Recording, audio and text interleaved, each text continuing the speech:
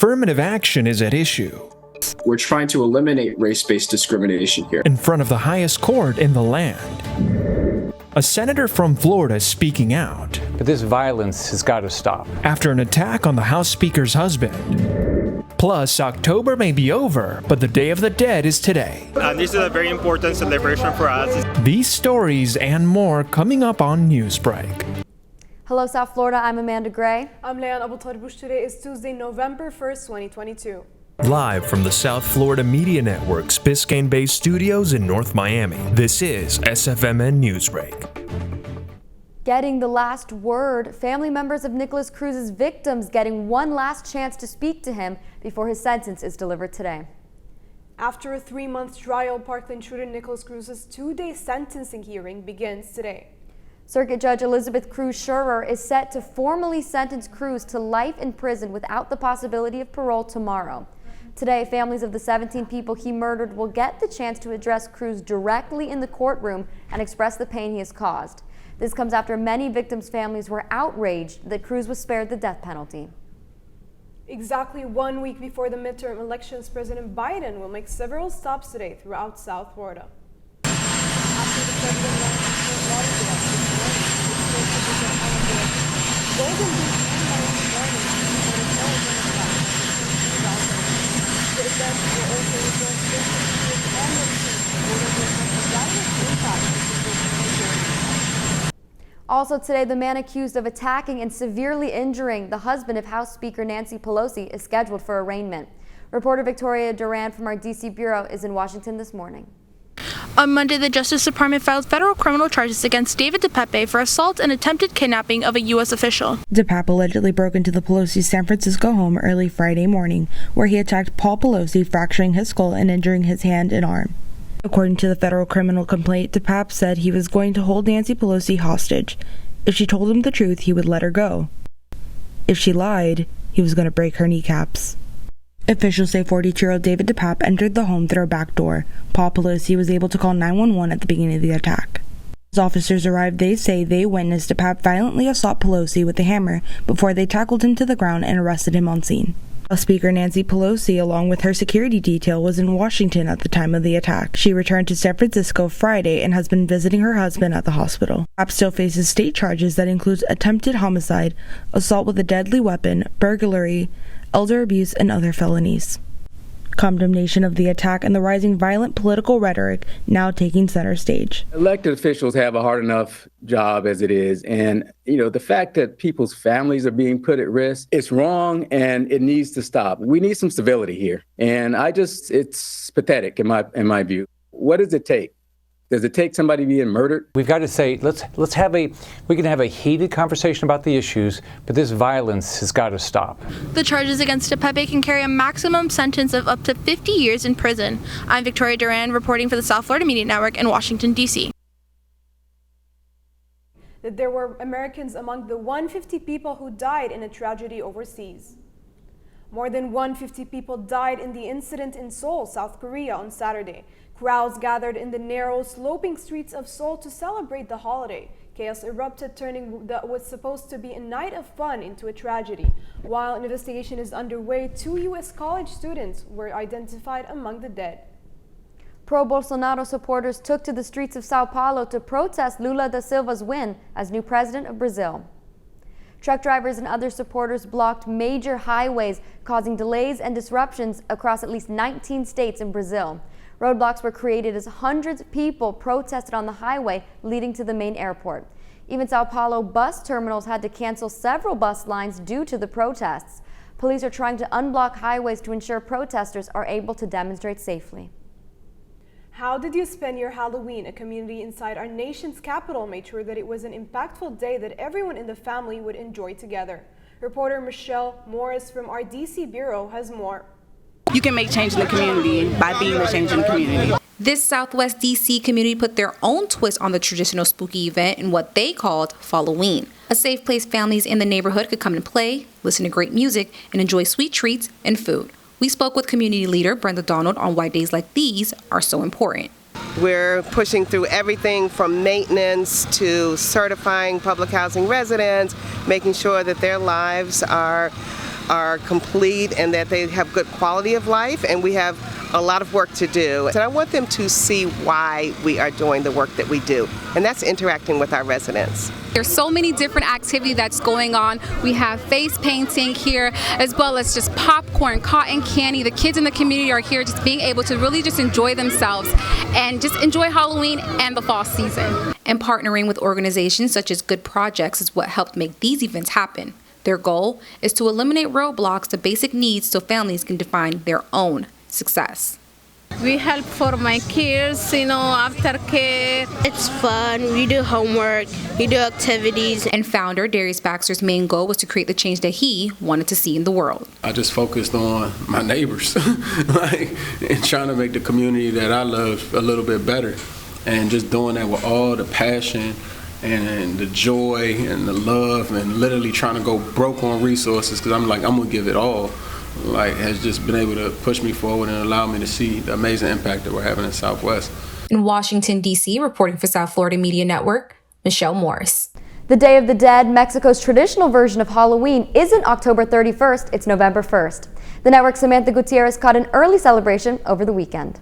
The Mexican consulate here in Miami worked with the mayor of Coral Gables, organizing this event to celebrate the Day of the Dead.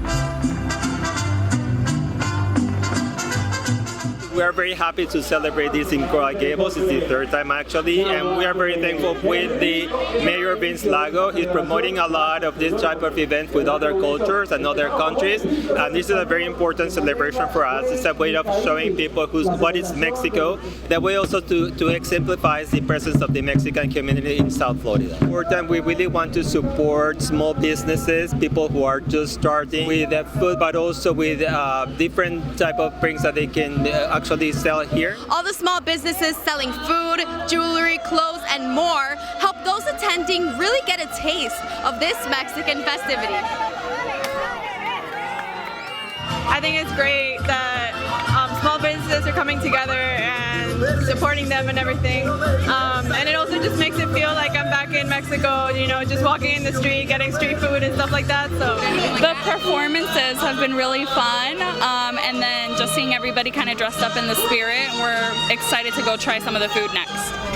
Estamos haciendo tacos. We're making tacos, we made tamales, but that's not the tradition today. The tradition is the bread of the dead. It's like a party where we celebrate the life of our ancestors. Día de nuestros santos difuntos.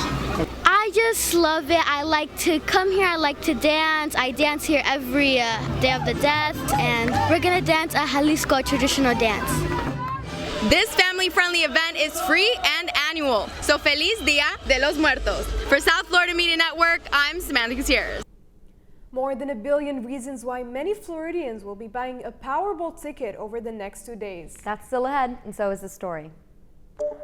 We're trying to eliminate race-based discrimination here. No one should be surprised that we're trying to make a more colorblind country where race is less of a factor in our country. A case related to affirmative action heading in front of the U.S. Supreme Court, which now includes a justice from Miami. Newsbreak will be back in 2 minutes.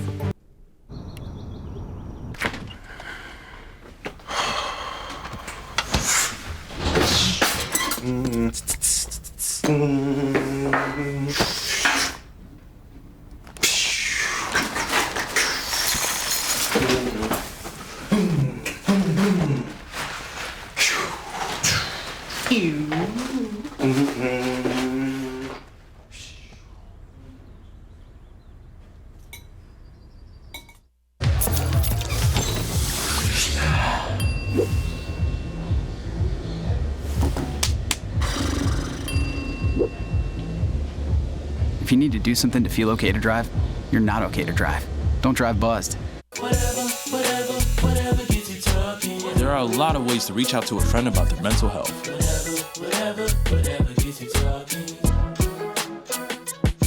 Learn how you can help at seizetheawkward.org. Bill is a family man. He invests his money wisely and provides a good life for his children. Just one problem. He often opens emails from senders he doesn't know, and his computer is not password protected. One day, Bill checked his bank account and 94% of malware attacks originate from emails. Don't be like Bill. Take your cybersecurity seriously. There's so many rewards in life. You coming into our home was one of the greatest rewards we could have ever had.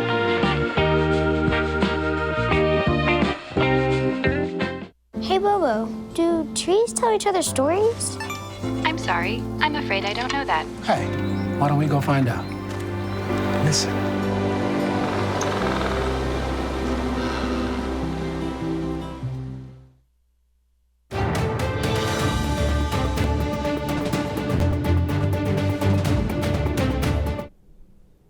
A crucial case heading in front of the High Court.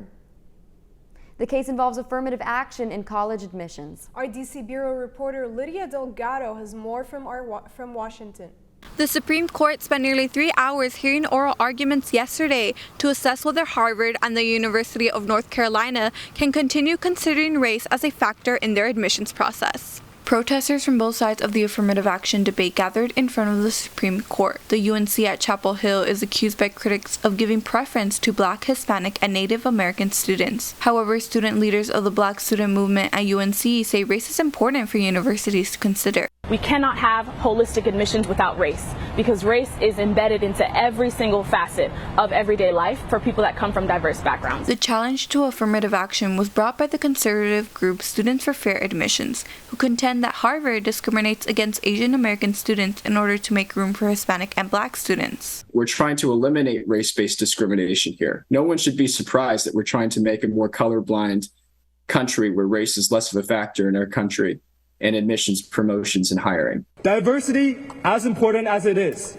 cannot come at the expense of Asian Americans. Justice Ketanji Brown Jackson raised her concerns over the elimination of affirmative action. We're entertaining a rule in which some people can say the things they want about who they are and have that valued in the system, but other people are not going to be able to, because they won't be able to reveal that they're Latino or African American or whatever. And I'm worried that that creates an inequity in the system with respect to being able to express your identity. The Supreme Court's conservative majority could add any consideration of race and admissions, but a decision isn't expected until next spring. I'm Lydia Delgado in Washington, D.C. for the South Florida Media Network. America wakes up to an even bigger jackpot this morning as no one has matched the winning numbers. The Powerball jackpot reached $1.2 billion after last night's drawing. It is now the second largest jackpot in Powerball history, the fourth largest in U.S. lottery history. The next chance at luck is tomorrow night at 10:59 p.m. That's all the time we have for Newsbreak. I'm Leanne Abutor-Bush. I'm Amanda Gray. Get more news anytime at sfmn.fiu.edu.